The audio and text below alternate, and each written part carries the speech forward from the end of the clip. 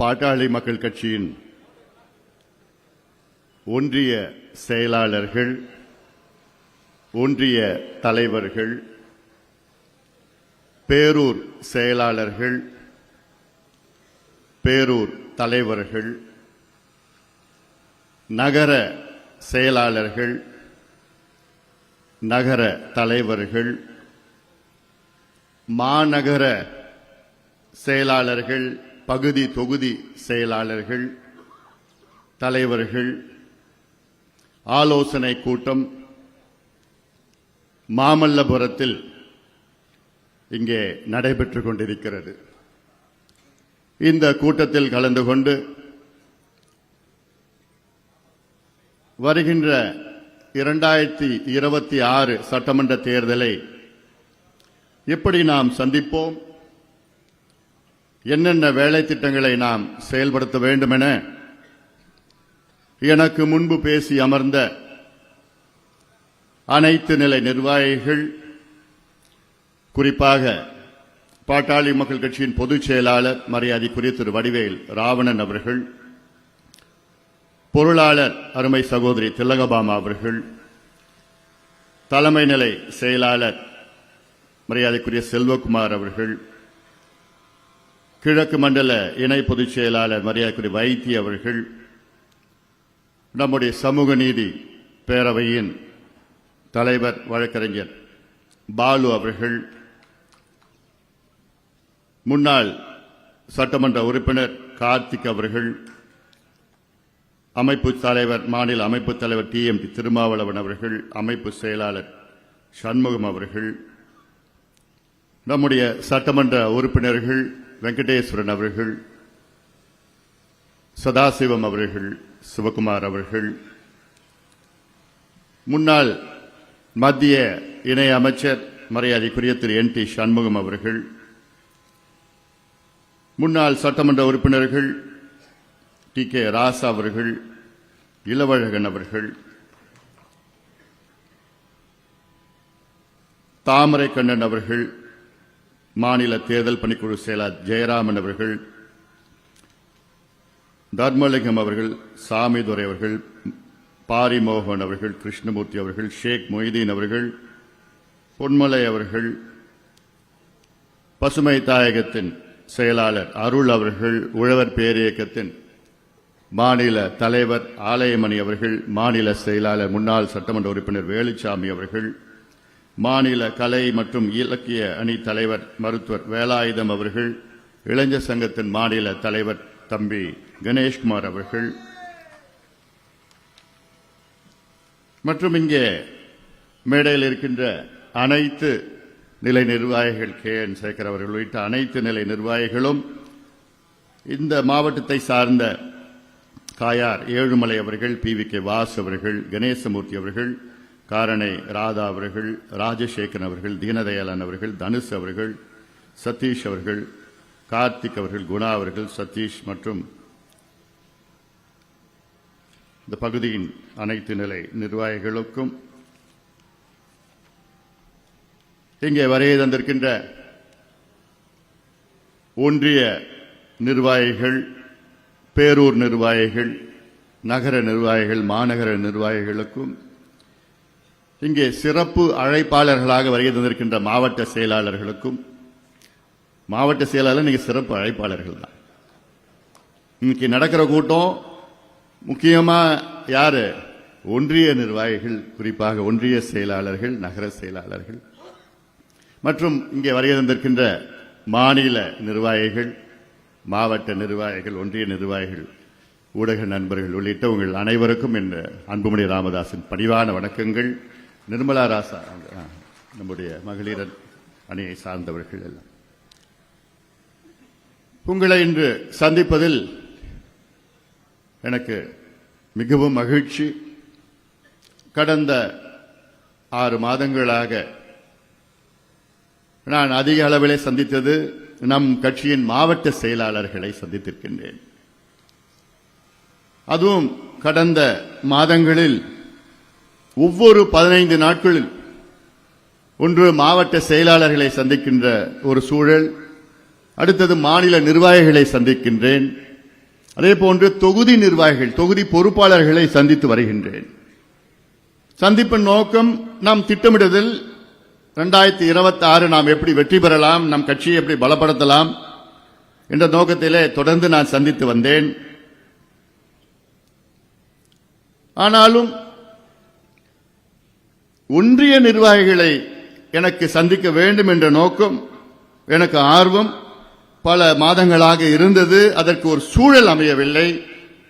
ஆக இன்று ஒன்றிய செயலாளர்கள், ஒன்றிய தலைவர்கள், பேரூர் நகர செயலாளர் தலைவர்களை சந்திக்க வேண்டும். சந்தித்து உங்களுக்கு இன்னும் உற்சாகம் தர வேண்டும் என்ற நோக்கத்திலே இந்த சந்திப்பு, ஒன்றிய நிர்வாகிகள் உங்களுக்காகவே நடைபெற்றிருக்கின்ற இந்த சந்திப்பு, இந்த கூட்டம். இது இந்த கூட்டத்திலே நீங்கள் தான் ஹீரோக்கள். ஏன்னா நான் தொடக்கத்திலே சொன்ன முதல் வார்த்தை என்ன சொல்லியிருக்கிறேன், வருகின்ற 2026 எந்த கூட்டணி ஆட்சிக்கு வர வேண்டும், யார் முதலமைச்சராக வர வேண்டும் என்று நிர்ணயிக்கக்கூடியவர்கள் யாரு? நீங்கள் தான். இங்க இருக்கின்ற ஒன்றிய செயலாளர்கள், ஒன்றிய தலைவர்கள், ஒன்றிய நிர்வாகிகள் தான். நீங்க தான் நிர்ணயிக்க போறீங்க. அதே போன்று இன்று நம் கட்சிக்கு யாரு கதாநாயகன் என்று பார்த்தால், என்னை பொறுத்தவரை நம் கட்சிக்கு கதாநாயகன் யாரு? மேடையில் யாரும் கிடையாது, நானும் கிடையாது, முன்வரிசையில் இருக்கவங்களும் நீங்களும் கிடையாது. இங்க இருக்கின்ற உங்களுக்கு பின்னாடி உட்கார்ந்து இருக்கிறாங்க பாருங்க, ஒன்றிய நிர்வாகிகள், அவங்க தான் என்னை பொறுத்த வரைக்கும் நம் கட்சியின் உள்ள கதாநாயகன். மாவட்ட செயலாளர் நீங்க இயக்குநர்கள், டைரக்டர், நீங்க வெறும் டைரக்டர் தான், அவங்க தான் ஹீரோ. அந்த வகையில் அவர்கள் தான். ஏன்னா களத்தில் நேரடியாக செயல்படுகின்றவர்கள், களத்தில் நேரடியாக அங்கே செல்கின்றவர்கள். உங்களை நம்பிதான் கட்சி இருக்கு. நீங்க தான் கட்சிக்கு மிக மிக மிக முக்கிய பொறுப்பில் இருக்கிறீர்கள். அப்படி அந்த பக்குவம், அந்த வேகம் உங்களுக்கு வர வேண்டும் என்ற நோக்கத்திலே தான் இங்கே உங்களை நான் சந்திக்கின்றேன். இந்த சந்திப்பு எனக்கு மிகவும் மகிழ்ச்சி அளிக்கின்ற ஒரு சந்திப்பு, சந்தோஷமான ஒரு சந்திப்பு, உங்களை சந்திக்கின்ற இந்த ஒரு சூழல். ஒவ்வொரு ஒன்றிய செயலாளர், இப்ப நான் இது ஒன்றியத்துக்கும் நகரத்துக்கும் மாநகரத்துக்கும் பேரூருக்கும், நான் ஒன்றியம் சொன்னாலே இது எல்லாத்துக்கும் அடங்கும். ஒவ்வொரு முறையும் நான் ஒன்றியம் நகரம் பேரூர் மாநகரம் சொல்ல வேண்டாம், ஒன்றியம் சொன்னாலே அதுதான். இப்ப ஒவ்வொரு ஒன்றிய செயலாளர், ஏன்னா நம்ம கட்சி எல்லாமே முக்கியமாக கிராமத்தில் இருக்கின்ற கட்சி. நம்ம கட்சி பாட்டாளி கட்சி, நம்ம ஒரு கிராமத்து கட்சி, விவசாயிகள் தொழிலாளர்கள் அப்படி அடங்குகின்ற கட்சி. இது 90 விழுக்காடு நம்ம கட்சியிலே விவசாயிகள் தான். அப்படிப்பட்ட கட்சியில இப்ப ஒரு ஒன்றியத்தில் ஒரு செயலாளர், அவருக்கு எவ்வளவு கிராமங்கள் பொறுப்பு இருக்கும்னா, ஒரு சராசரியாக ஆவரேஜா பார்த்தா ஒரு 25 கிராமம் இருக்கும்.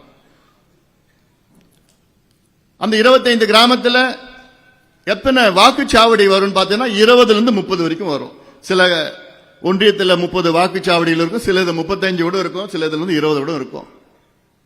எவ்வளவு வாக்காளர்கள் இருப்பார்கள் என்றால், அதுவும் ஒரு ஆவரேஜில் சராசரியா ஒரு 25,000 வாக்காளர்கள், 20,000 30,000 வரைக்கும் 25,000 வாக்காளர்கள். இப்போ ஒரு ஒன்றிய செயலாளருக்கு சராசரி 25 கிராமம், 25,000 வாக்காளர்கள், 25 வாக்குச்சாவடியில் பூத். நம்ம கட்சியில் அப்படிதான். நம்ம கட்சி ஒன்றியம் இருக்கு. வருவாய் ஒன்றியம் வேற, ஒரு சட்டமன்ற தொகுதியில் 2 வருவாய் ஒன்றியம் இருக்கும். ஆனா நம்ம கட்சி ஒன்றியம் ஒரு சட்டமன்ற தொகுதியில் 8 10 வரைக்கும் இருக்கும். அதுவும் சராசரியா 9 வச்சுக்கல, 8 கூட வச்சுக்கலாம் நம்ம.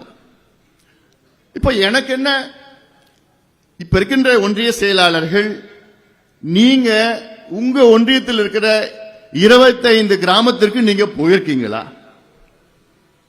இல்ல அந்த 25 கிராமத்தில் உள்ள மக்கள் உங்களை தெரியுமா?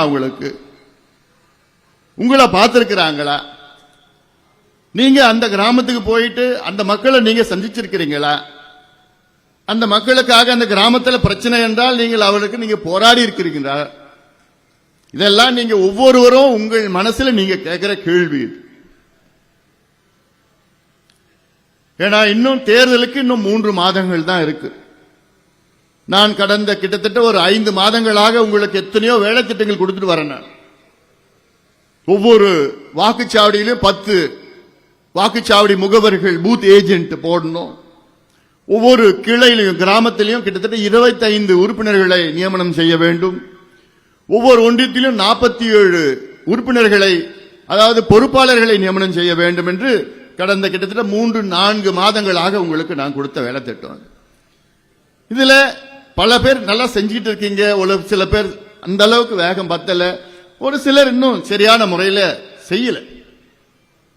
இதை நம்ம ஏத்துக்கணும். எல்லாமே நல்லா இருக்குன்னு நம்ம நினைச்சுக்க கூடாது. இப்ப நான் கேட்கறது, 25 கிராமம் இருக்கு ஒன்றிய செயலாளருக்கு. ஒரு நாளைக்கு ஒரு கிராமத்துக்கு போனாலும் 25 நாள்ல 25 கிராமத்தை பார்த்துடலாம். ஒரே மாசத்துல 25 கிராமத்துக்கு போய் பார்த்துடலாம். ஏன்னா இடையில இவ்வளவு காலமா ஒரு இடைவேளி, ஒன்றிய செயலாளருக்கும் இந்த கிராமத்துக்கு ஒரு இடைவேளி நிச்சயமாக வந்திருக்கிறது, இருந்திருக்கிறது. ஏன்னா நம்ம என்ன நினைச்சுக்கிறோம், ஓட்டு போடுற மக்கள் இருக்கிறாங்க நமக்கு, அதுல மாற்று கருத்து கிடையாது.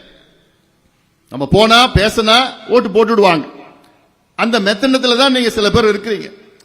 அதுவா நம்ம கிராமம்பா, நமக்கு ஓட்டு போடுவாங்க. ஆனா நீங்க போய் அந்த கிராமத்துல போய் இறங்கி பேசினா, இப்ப நமக்கு 400 ஓட்டு அந்த பூத்துல வருதுன்னா, நீங்க பேசினா 500 ஓட்டு வரும். வருமா இல்லையா? சாதாரணமா வந்துடும். அதனாலதான் நான் சொல்லிட்டு இருக்கிறேன். இல்ல சில பேர் அதுவா, அது அவங்க இருக்கிறாங்க, இந்த கிராமத்துல இவங்க இருக்கிறாங்க, அந்த கிராமத்தில் இஸ்லாமியர்கள் இருக்கிறாங்க, இந்த கிராமத்தில் கிறிஸ்துவர்கள் இருக்கிறாங்க, இந்த கிராமத்தில் பட்டியலினத்தவர் இருக்கிறாங்க, இந்த கிராமத்தில் ரெட்டியார், முதலியார், நாயுடு, யாதவர் இருக்கிறாங்க. அதெல்லாம் அந்த கால அரசியல். இந்த காலத்தில் அனைத்து மதத்தை சார்ந்தவர்களும் அனைத்து ஜாதியை சார்ந்தவர்களும் இந்த அன்புமணியை ஏற்றுக்கொண்டிருக்கின்றார்கள்.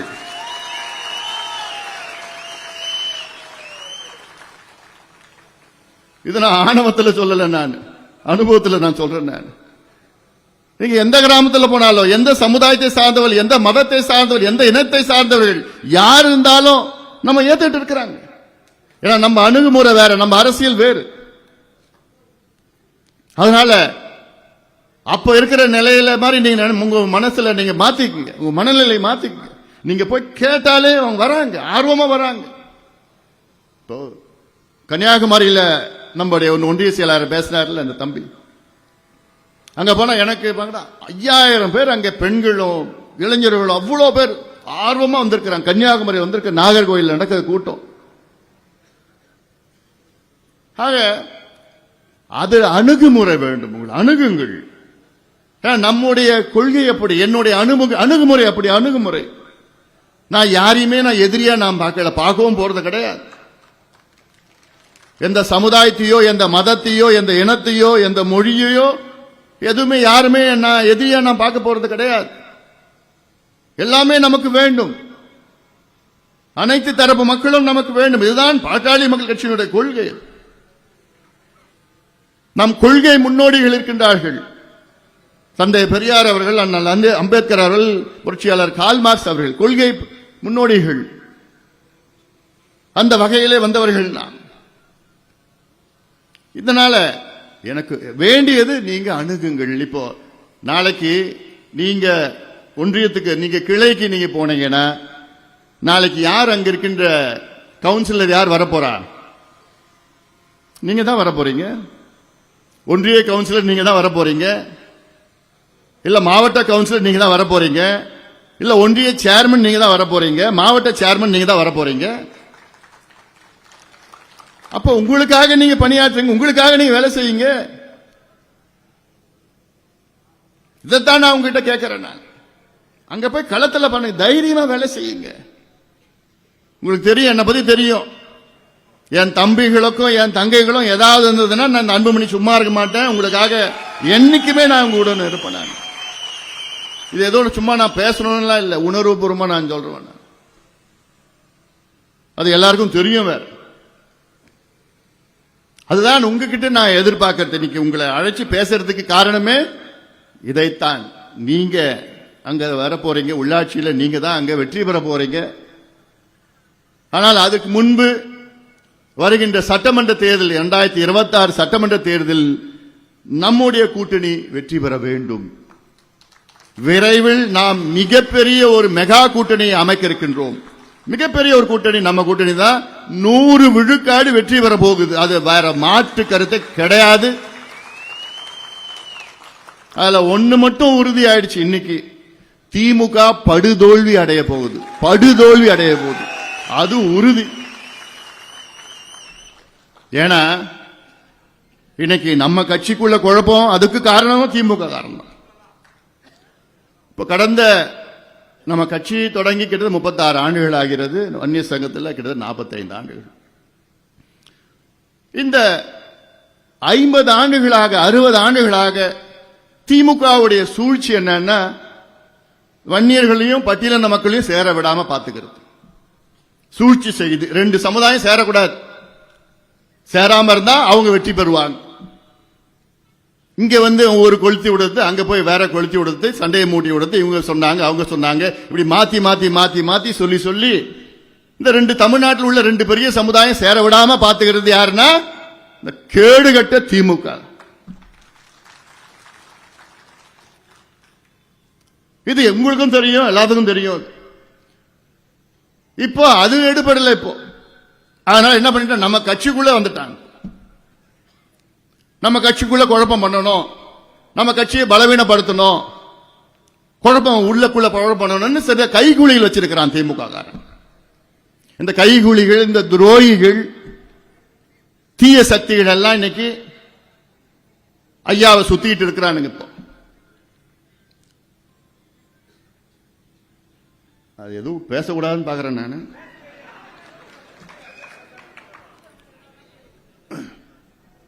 ஏன்னா இப்ப காலையில இருந்து பேசிட்டு இருக்கிறோம். திமுகவுடைய ஊழல்கள், திமுகவுடைய பிரச்சனைகள், திமுகவுடைய மோசமான ஆட்சியை பத்தி நம்ம பேசுறோமா? நமக்குள்ளே அவங்க இப்படி பண்ணிட்டாங்க, அவங்க கோர்ட்டுக்கு போனாங்க, இங்க இப்படி பண்ணிட்டாங்க, குழப்பம் பண்ணிட்டாங்க, அப்படி போய் இப்படி பண்ணிட்டாங்க, இப்படி பண்ணிட்டாங்க, நமக்குள்ளே பேசிட்டு இருக்கிறோம். இதைத்தான் அவன் எதிர்பார்க்கிறான். எதிர்பார்த்து நமக்குள்ள ஒரு குழப்பம் உருவாக்குறது தான் அவன் PhD பண்ணிருக்கிறான் திமுக காரன் இதுல. ஏன்னா திமுக களத்துல தைரியம் கிடையாது அவங்களுக்குலாம். நம்மள களத்துல நேரடியாக சந்திக்கிறதுக்கு தைரியம் கிடையாது. கோழை அவங்க. இப்படி சூழ்ச்சி செய்துதான் நமக்குள்ள ஒரு குழப்பம் உருவாக்கி அதுல குளிர் காயணும்னு பார்த்துட்டு இருக்கிறான். அது எடுபட போறது கிடையாது. திமுக படுதோல்வி அடைய போது இந்த தேர்தல் படுதோல்வி அடைய போது. ஏன்னா நம்ம தான் இன்னைக்கு களத்தில் இருக்கிறோம், தைரியமா சண்டை போட்டுட்டு இருக்கிறோம், திமுக பத்தி தைரியமா சொல்லிட்டு இருக்கிறோம், இது போன்ற புத்தகங்கள்லாம் தைரியமா போட்டு இருக்கிறோம். திமுகவை தினம் தினம் கிழிச்சிட்டு இருக்கிறோம். நம்ம கிழிக்கிறோம், அவங்க முகத்திலேயே கிழிச்சிட்டு இருக்கிறோம். அதை எதிர்கொள்ள முடியாது அவங்களால. அதனாலதான் இப்படி ஒரு சூழ்ச்சி பண்ணி நம்முடைய கட்சியினுடைய துரோகிகள். நானும் சரி இதுவும் கடந்து போகும், இதுவும் கடந்து போகும். நானும் எவ்வளவு தாங்கிட்டு இருக்கிறேன், எவ்வளவு அவமானங்கள்ல பட்டு இருக்கிறேன், எவ்வளவு அசிங்கப்பட்டு இருக்கிறேன், மன உளைச்சல், தூக்கம் இல்லாத நாட்கள். எதுக்கு நான் இவ்வளவு என் மனசுல சுமந்துட்டு இருக்கிறேன்? ஏன்? உங்களுக்காகத்தான், இந்த கட்சிக்காகத்தான், இந்த சமுதாயத்திற்காகத்தான். இவ்வளவு காலமா நானும் சரி இதுவும் கடந்து போகும், அமைதியா நம்ம மாட்டும் வேலையை பார்த்துட்டு போலாம். ஆனாலும் இன்னைக்கு ஐயா என்ன மாதிரி மனநிலை வந்துட்டாரு, எந்த மனநிலையை கொண்டு வந்துட்டாங்க பார்த்துக்கீங்களா இந்த துரோகிகள்லாம். இந்த துரோகிகளை ஒரு பொழுதும் நான் மன்னிக்க போவது கிடையாது, ஒரு பொழுதும் நான் மன்னிக்க போவது கிடையாது. நானும் சொன்னாங்கல்ல, பார்த்துட்டு தான் இருக்கிறாரு, பார்த்துட்டு தான் இருக்கிறேன், என்ன நடக்குமோ நடக்கும். இந்த ஒரு 3 மாசத்துல எவன் ஜெயிலுக்கு போறான்னு பார்த்துட்டு தான் இருக்க போறீங்க. சும்மா விட போறதில்லை. நான் இன்னைக்கு தைலாபுரம் திமுக டேக் ஓவர் பண்ணிடுச்சு, அவ்வளவுதான். அதான் உண்மை நிலவரம். ஐயா கிட்ட போயிட்டு ஐயா கிட்ட போயிட்டு பொய்ய சொல்லி தினமும் பொய்ய சொல்லி, ஐயாவுக்கு இன்னைக்கு 87 வயசு ஆகுது. ஐயா இன்னைக்கு முதுமை வந்துடுச்சு, அது எல்லாம் அது மாற்று கருத்து கிடையாது. ஐயா நான் அன்னைக்கே சொன்னேன், இதே மேடையில் சொன்னேன், ஐயா ஒரு குழந்தை மாதிரி ஆயிட்டார். என்ன நடக்குதுன்னு தெரியல, சுத்தி இருக்கிறது எதுவும் தெரியல. இவங்க சொல்ற பொய்யை தான் ஐயா நம்பிட்டு இருக்கிறார். இப்ப சொன்னாங்க பாரு, டெல்லியில போய் மாபெரும் ஒரு போராட்டம் பண்ணானுங்க. மொத்தமா ஒரு 30 பேர் இருந்தானுங்க. ஐயாட்ட எவ்வளவு பேர் திரும்ப சொல்லியிருக்கிறாங்க? 3000 பேர்னு சொல்லியிருக்கிறாங்க. 3000 பேர் டெல்லியில போய் போராடணும். ஐயா அப்படியா, சூப்பர், நம்பிட்டு இருக்கிறார் ஐயா. தர்மபுரியில நம்முடைய அந்த 100வது நிகழ்ச்சி, 100வது நாள் நிகழ்ச்சி நடந்தது இல்ல, அந்த நிகழ்ச்சியில ஐயா கிட்ட போயிட்டு, ஐயா அங்க கூட்டமே இல்லையா, வெறும் 500 பேர் தான் இருந்தாங்க. இதெல்லாம் நான் சும்மா சொல்லல, உண்மையா தான் சொல்றேன். இது ஒரு முக்கியமான நபர்கிட்ட ஐயாவே பேசியிருக்கிறார். அங்க என்ன ஒரு 500 பேர் தான் இருந்தாங்களாங்க, அங்க 25,000 பேர் வந்தாங்க தர்மபுரியில.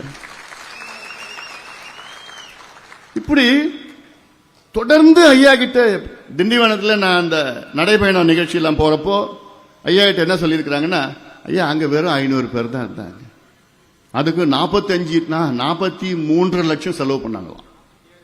47 லட்சம் கணக்கு பண்ணானுங்க.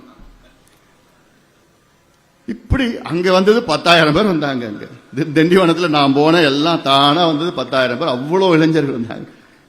இது என் பேஸ்புக்லயே பார்த்தாலே போதும், என் பேஸ்புக்லயும் ட்விட்டர்லயும் பதிவு பண்ணி தான் இருக்கிறேன். இவ்வளவு கூட்டம் இருக்கு, பதிவு பண்ணி தான் இருக்கிறேன் நான். இப்படி ஒவ்வொன்றும் ஐயா கிட்ட பொய்யே சொல்லி சொல்லி சொல்லி அதை நம்ப வச்சிட்டு இருக்கிறாங்க. கொஞ்ச நாளுக்கு முன்னாடி நம்ம தருமபுரியில் பண்ணோம் இல்லைங்களா, அந்த ஒகேனக்கல் நடைபயணம் நான் தருமபுரியில் பண்ணேன் இல்லைங்களா, காவேரி உபரி நீர் திட்டம். எப்ப பண்ணது அது? 3 வருஷம் இருக்கு. 22 பண்ணேன். அந்த நடைபயணம் பண்ணிட்டு இருந்தோம். நடைபயணத்தில் இந்த 3 நாள் நடைபயணம் தருமபுரியில் நான் போயிருந்தேன். இந்த நடைபயணத்தில் ஐயா கிட்ட போய், யார் சொன்னார் உங்களுக்கு தெரியும், இந்த ஒரு துரோகி ஐயா அந்த கூட்டத்தில் காசு கொடுத்து கூட்டிட்டு வந்தாங்க. அப்பவே ஆரம்பிச்சிட்டார். 25 வருஷமா உங்களெல்லாம் கட்சி தலைவராக்கி அழகு பார்த்து, ஏன் போதாதா அதெல்லாம்? 4 முறை உங்களை எம்எல்ஏ ஆக்கி, 8 முறை எம்எல்ஏ எலெக்ஷனை நிக்க வச்சு, எம்பி எலெக்ஷனை நிக்க வச்சு, ஆனாலும் அதெல்லாம் பத்தல. அவரால் பதவி இல்லாம இருக்க முடியாது. சூழ்ச்சி என்னைக்கு ஆரம்பிச்சாரு? அன்னைக்கு சொன்னாங்கல்ல, என்ன தலைவராக்கி அடுத்த நாளே சூழ்ச்சி. கொஞ்சம் கொஞ்சமா சொல்லி சொல்லி சொல்லி ஐயா உங்க படத்தை சின்னதா போட்டாங்க ஐயா, ஸ்டாம்ப் சைஸ்ல போட்டாங்க ஐயா. அவர் படத்தை இவ்வளவு பெருசா போட்டாங்க ஐயா. உடனே ஐயா என்ன பண்ண, ஒரு சர்க்குலர், ஜிகே மணி படம் தமிழ்நாடு ஃபுல்லா வரணும். இதுதான், இதுக்காக தான் இப்படி ஒரு சூழ்ச்சி பண்ணி அப்பா புள்ள ஒரு உறவை, அப்பா பிள்ளைக்குள்ள இந்த இடைவெளி போட்டு உண்டாக்கி உண்டாக்கி என்னென்ன பண்ணிட்டு இருக்கிறானுங்க இவனுங்கெல்லாம். ஐயோ, இவனுங்கெல்லாம் சாதாரண ஆள் கிடையாது. இவங்கெல்லாம் சமூகத்தில் ஒதுக்கப்படணும். இவங்கெல்லாம் மனிதர்களாக கூட தகுதி இல்லாதவர்கள் இவங்கெல்லாம். இப்படிதான் ஒன்னொன்னுத்துக்கும் எவ்வளவு பொய்யே தான். அவர் ஐயா கிட்ட போயிட்டு, ஐயா அப்படி சொல்லிட்டாரு, உங்களை இப்படி பண்ணிட்டாரு, அப்படி. நான் எதுவுமே நான் யாருக்கிட்டையும் எப்படியும் நான் பேச போறேன். யாராவது பேசுவாங்களா ஐயா பத்தி? பேசுவாங்களா? நானும் இதெல்லாம் கடந்து போவோம்னு சொல்லி நானும் பொறுத்துக்கிட்டு அமைதி எல்லாம் மனசுக்குள்ள நான் கொட்டி வச்சுக்கிட்டு அடக்கி அப்படியே வச்சுக்கிட்டு இருக்கிறேன். நான் இப்படிலாம் ஒரு சூழல் வச்சுக்கிட்டு, அதுக்கப்புறம் இங்க வழக்கு போட்டாங்க, இந்த கூட்டம் நடத்தக்கூடாது, 100 நாள் நடைபெறும், அது தடை பண்ணணும். எதுவும் நடக்கல, ஒன்றும் நடக்க போறது கிடையாது. அப்புறம் இங்க வழக்கு போட்டாங்க, இங்க நீதிபதி சொல்லிட்டு நீ சிவில் கோர்ட்டுக்கு போன்னு சொல்லிட்டாரு. பாலு சொன்னாரு, எல்லாமே சொன்னாரு. அப்புறம் டெல்லியில போய் ஒரு வழக்கு. அந்த டெல்லி வழக்கு என்ன சொன்னாங்க, டெல்லியில சிவில் கோர்ட்டுக்கு போன்னு சொல்லிட்டாங்க. அவ்வளவுதான், வேற ஒண்ணுமே இல்லை. அந்த தீர்ப்புல இங்க வராத, நீ சிவில் கோர்ட்டுக்கு போன்னு சொல்லிட்டாங்க. உடனே வெளியில வந்து வெற்றி வெற்றி வெற்றி. படுபாவீங்களா, என்னையா வெற்றி உனக்கு? எங்க வெற்றி? இந்த வடிவேல் ஒரு படத்தில் அப்படிதான் பண்ணுவான், இந்த காமெடி பீஸ் மாதிரி. வெற்றி வெற்றி வெற்றி. என்ன வெற்றி? உன்னை சிவில் கோர்ட்டுக்கு போக சொன்னாங்க, அவ்வளவுதான். ஐயா கிட்ட போய் ஐயா வெற்றி இப்படி அப்படின்னு. ஐயாவுக்கு தெரியுமே, குழந்தை மாதிரி இருக்கிறார் ஐயா. அப்படியா? சூப்பர். உடனே ஒரு அறிக்கை. அறிக்கையில் என்ன இருக்குன்னு அவருக்கும் தெரியாது, ஐயாவுக்கு தெரியாது. ஒரு பேர்ல ஒன்று வரும், அவர் பேர்ல லெட்டர் ஒன்று வரும். இந்த மாதிரி ஐயா இன்னைக்கு ரொம்ப மனதளவில் பலவீனமாக இருக்கிறார் ஐயா இருக்கிறார். அதை இவங்க பயன்படுத்திக்கிட்டு இவங்களுடைய வேலை திட்டங்கள்லாம் அதை செயல்படுத்திக்கிட்டு, இதுக்கு எல்லாத்துக்கும் காரணம் யாருன்னா திமுக தான் காரணம். திமுக தான் காரணம். 100 விழுக்காடு காரணம். இந்த நிலைக்கு காரணம் திமுக, திமுகவுடைய கைகூலிகள். இவங்க ஊர்ல ஒருத்தர் இருக்கிறான், சாக்கடை ஒருத்தர் இருக்கிறான்.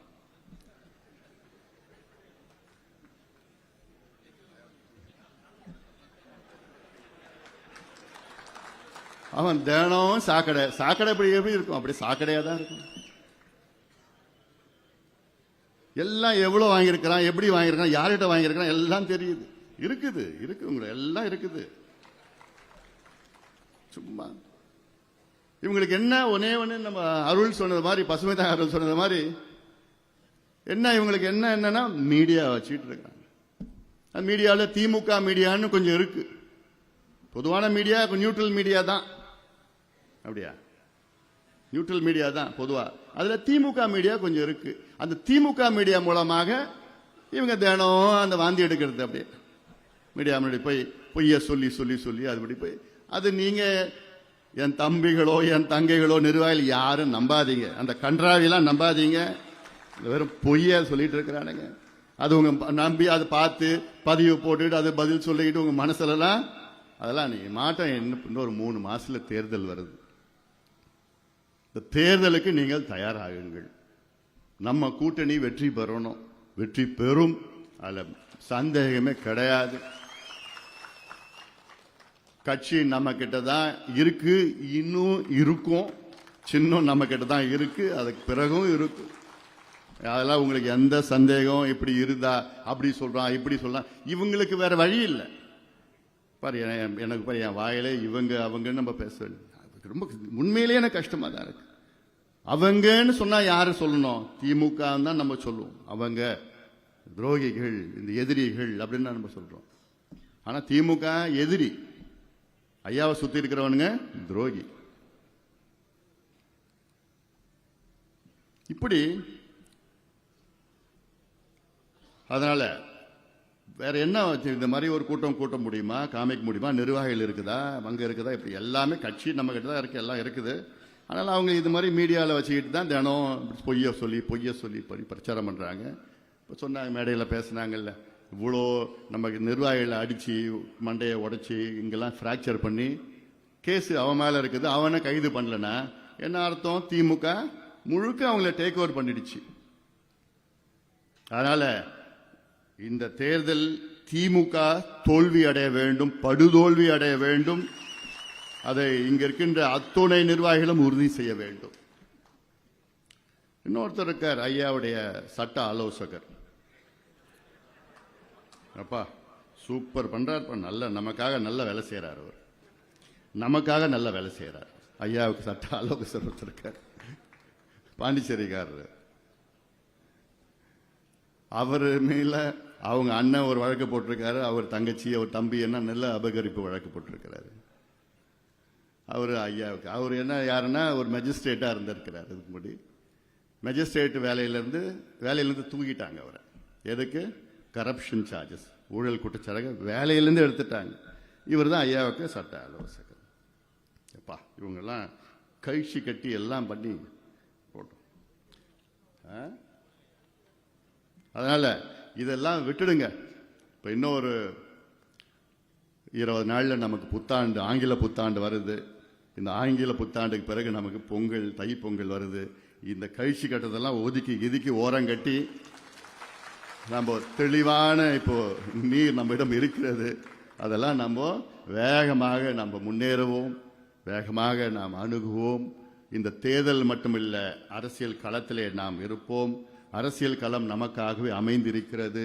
இன்னைக்கு பாத்தீங்கன்னா தமிழ்நாட்டில் ஒரு வெற்றிடம் இருக்கிறது, அரசியல் வெற்றிடம் இருக்கிறது, தலைமை வெற்றிடமும் இருக்கிறது. அதை நாம் நிரப்ப வேண்டும். ஏன்னா ஒரு காலத்தில் நம்முடைய சோ கால்டு கல்ட் ஃபிகர்ஸ் தமிழ்நாட்டில் பார்த்தீங்கன்னா நம்மளுடைய கர்ம வீரர் காமராஜ் அவர்கள், தந்தை பெரியார் அவர்கள், அண்ணா அவர்கள், கலைஞர், எம்ஜிஆர் அவர்கள், ஜெயலலிதா அவர்கள்லாம் இன்னைக்கு யாரும் இல்லை. அதுதான் நம்முடைய நோக்கமாக இருக்கணும். அந்த இடத்தை நாம் நிரப்ப வேண்டும், நாம் அந்த இடத்தை பிடிக்க வேண்டும். நமக்கு எல்லாம் தகுதிகளும் இருக்கு, திறமைகளும் இருக்கு, திட்டம் இருக்கு, செயல் திட்டம் இருக்கு, எல்லாம் இருக்கு நம்ம கிட்ட. அதனால இந்த சாக்கடையை பத்தி பிரச்சனைகள்லாம் விட்டுடுங்க. நம்ம மாட்ட நம்ம வேலையை பார்த்துட்டு போவோம். அவன் இப்படி சொல்லிட்டான் மீடியா பண்ணிட்டான்லாம் இல்லை. அது பிரச்சனை, எல்லா பிரச்சனையும் நான் பார்த்துக்கிறேன். என்கிட்ட விட்டுடுங்க. ஏதாவது இருந்துன்னா அது என்ன சட்ட பிரச்சனையா அரசியல் பிரச்சனை நான் பார்த்துக்கிறேன். நான் உங்ககிட்ட எதிர்பார்க்கறது என்ன, களத்தில் போய் அங்கே இருக்கின்ற இப்போ நான் சொன்ன நிர்வாகிகள்லாம் போட்டுட்டு களத்தில் போய் பிரச்சாரம் பண்ணுங்க. 2 போராட்டம் நமக்கு இருக்கு. டிசம்பர் 17 அன்னைக்கு மிக முக்கியமான ஒரு போராட்டம், சாதிவாரி கணக்கெடுப்பு நடத்த வேண்டும் என்ற ஒரு போராட்டம். ஏன்னா திமுக தமிழ்நாட்டு மக்களுக்கு செய்த மிகப்பெரிய துரோகம் இது. சாதாரண துரோகம் கிடையாது, அனைத்து சமுதாயங்களுக்கும் செய்கின்ற துரோகம் இது. திமுகவை தவிர அனைத்து தலைவர்களும் அழைக்க வேண்டும் என்று இங்க நம்முடைய நிர்வாகிகளுக்கு நான் அங்க அறிக்கை விட்டிருக்கேன்.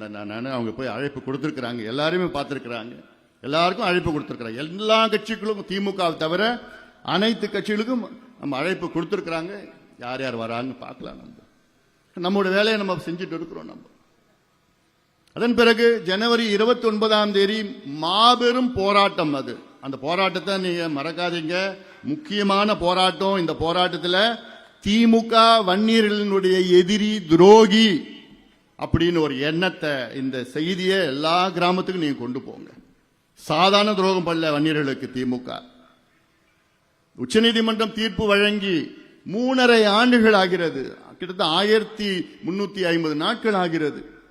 ஆனாலும் இன்னைக்கு வரைக்கும் வன்னியர்களுக்கு இடஒதுக்கீடு நான் கொடுக்க மாட்டேன் பிடிவாதமா இருக்கின்ற முதலமைச்சர் ஸ்டாலின் அவர்களுக்கு நாம் பாடத்தை புகட்டுவோம். இப்போ இந்த இடஒதுக்கீடு பிரச்சனை கூட இதுல யார் தெரியுமா துரோகம் பண்ணிருக்கா அதிகமா? இந்த ஜி.கே. மணி. எப்படி தெரியுமா? நான் ஐயா கிட்ட சொன்னேன். நான் உச்சநீதிமன்றம் தீர்ப்பு வந்து கிட்டத்தட்ட 3 மாசம், அப்புறம் 6 மாசம், அப்புறம் 1 வருஷம் ஐயாட்ட சொன்னேன். ஐயா நம்ம போராடலாம், களத்தில் போடலாம், ஏன்னா நம்ம யாருன்னு காமிக்கணும். உடனே இவர் என்ன பண்ணிட்டு ஐயா கிட்ட, ஐயா அவரு கொடுக்குறேன்னு சொல்லிட்டாரு ஐயா. இவர் தான் தினம் போய் பேசுறவர்கள் அங்க. ஐயா அதெல்லாம் வேணாம் ஐயா, கொடுக்குறேன்னு சொல்லிட்டாரு ஐயா, கொடுத்துருவாரு ஐயா, இப்படி பண்ணிடுவாரு ஐயா, போன்ல போட்டு கொடுக்கறது. இப்படி எல்லாம் சொல்லி சொல்லி அந்த நம்முடைய ஐயாவுடைய போராட்ட தன்மையை குறைச்சிக்கிட்டு நம்ம எவ்வளவு சொல்லி பார்த்தோம். ஐயா போற இல்லப்பா, அவர் கொடுத்துருவாருப்பா, ஜி.கே. மணி சொல்லிட்டாருப்பா, அவர் செஞ்சிடுவாருப்பா. வச்சாரு, வச்சாரு ஸ்டாலின். இப்படி ஐயாவை அப்படி, ஏன்னா இது சாதாரண துரோகம் கிடையாது, இந்த சமுதாயத்துக்கு செய்கின்ற துரோகம் இது. இல்லைன்னா நம்ம இந்த போராட்டத்தை என்னைக்கு நம்ம வச்சிருப்போம்?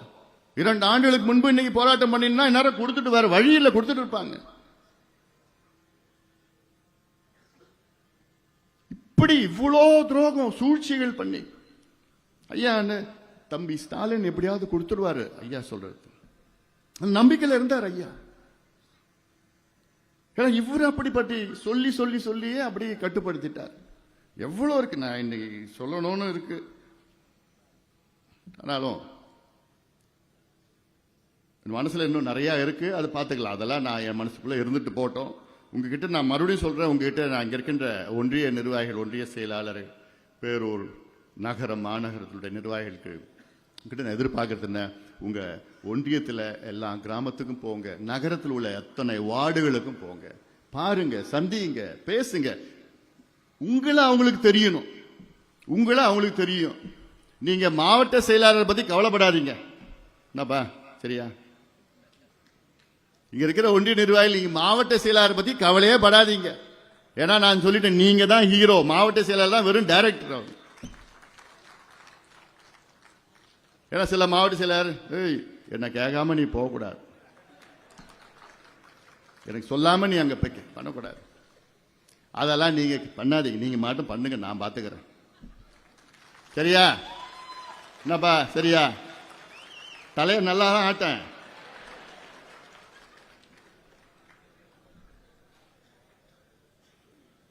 ஏன்னா மறுபடியும் சொல்றேன், ஒன்றிய நிர்வாகிகள், ஒன்றிய செயலாளர் நீங்கள் தான் நம் கட்சியினுடைய ஹீரோ, நம் கட்சியினுடைய அடித்தளம், ஃபவுண்டேஷன் நீங்க தான். உங்களை நம்பிதான் கட்சி இருக்கு. அந்த வகையில் நீங்கள் அந்த பொறுப்பை நீங்கள் அதை உணர வேண்டும். பொறுப்பு நம்ம வச்சிருக்கிறோம்பா, நம்மளால தான் இந்த கட்சி இருக்குன்னு அந்த பொறுப்பு உண்மைதான். அது அந்த பொறுப்பை நீங்கள் உணர்ந்து பணியாற்றுங்கள், வேகமாக வேலை செய்யுங்கள், கடுமையாக அங்கே உழையுங்கள். இன்னும் 2 மாசம் தான் இருக்கு. 2 மாதத்துல இந்த சொல்ற இந்த நிர்வாகிகள், பொறுப்பாளர்கள், பூத் ஏஜென்ட் எல்லாம் பண்ணுங்க. இந்த போராட்டம் 2 போராட்டத்தில் கிராம கிராமமாக போங்க. நிச்சயமாக ஒரு மாற்றத்தை நீங்க உங்கள் மூலமாக நம் கட்சிக்கு, நம் இயக்கத்திற்கும், நம் அமைப்புக்கும் வர வேண்டும். அதை நீங்கள் நிச்சயமாக செய்வீர்கள் என்று நான் நம்புகின்றேன். அந்த வகையிலே உங்களை இன்று சந்திப்பதில் எனக்கு மிக்க மிக்க மகிழ்ச்சி. இந்த மகிழ்ச்சியான தருணத்திலே உங்களுக்கு என்னுடைய வாழ்த்துக்கள், பாராட்டுக்களை, புத்தாண்டு வாழ்த்துக்களும் சொல்றேன் நான். அதுக்கப்புறம் பொங்கல் வாழ்த்துக்கள்லாம் இருக்கு. ஆனாலும் அதுக்கு முன்பு இன்னொரு கூட்டம் நம்ம நடத்துவோம். இது பொதுக்குழு கிடையாது, இது ஒன்றிய நிர்வாகிகள் உடைய கூட்டம். அதில் நடத்த போறோம். அந்த வகையில் நீங்கள் எல்லோரும் கடுமையாக பணியாற்ற வேண்டும். மீண்டும் நான் சொல்கின்றேன், மற்ற இந்த சிக்கல்களுக்கெல்லாம் சிக்கலே கிடையாது. சிக்கல்னு எதுவுமே கிடையாது. அதெல்லாம் ஒண்ணுமே இல்லை. அதில் சும்மா போய் அங்கே சிவில் கோர்ட்டுக்கு போகணும்னு சொல்லிட்டு, சிவில் கோர்ட்டில் 5 வருஷம் 6 வருஷம் 7 வருஷம் கேஸ் நடக்கும். நம்ம சைடில் எல்லாமே வச்சிருக்கிறோம், தெளிவாக இருக்குது. சட்டத்திற்கு உட்பட்ட, நம்ம கட்சி விதிகளுக்கு உட்பட்ட அத்துணையும் நம்மிடம் இருக்கிறது. அதனால யாருக்கும் எந்த குழப்பம் வேண்டாம், எந்த தெளிவான. இன்னும் சொல்ல போனா அவங்க தான் தப்பு பண்ணியிருக்கிறாங்க, அவங்க தான் மாத்தி பண்ணியிருக்கிறாங்க, அவங்க தான் கூட்டம் நடத்த என்னென்னமோ பண்ணியிருக்கிறாங்க. அதை இங்கே சொல்ல போறது இல்லை, எல்லாம் வச்சிருக்கிறோம். நம்ம தமிழரசன் அளவுக்கு தெரியும், பாலுவுக்கு தெரியும். அந்த வகையில் நீங்கள் எல்லாம் தெளிவாக இருங்கள், களத்திலே இறங்குங்கள். நாம் வெற்றி பெறுகிறோம்.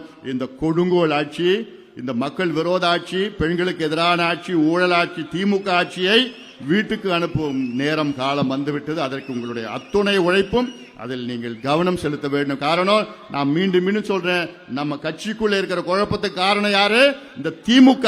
இந்த திமுகவை நாம் வீழ்த்த வேண்டும். களத்திலே வீழ்த்தி இந்த ஆட்சியை வீட்டுக்கு அனுப்பி இந்த ஆட்சியை துரத்தி அடிக்க வேண்டும் என்று இங்கே இருக்கின்ற அத்துணை பாட்டாளி சொந்தங்கள், அத்துணை நிர்வாகிகளுக்கும் என்னுடைய பணிவான வேண்டுகோள் வேண்டுகோள் வேண்டுகோள். நீங்கள் எல்லோரும் களத்திலே இறங்கி நாம் எல்லோரும் வெற்றி பெறுவோம், வெற்றி பெறுவோம், வெற்றி பெறுவோம். நன்றி.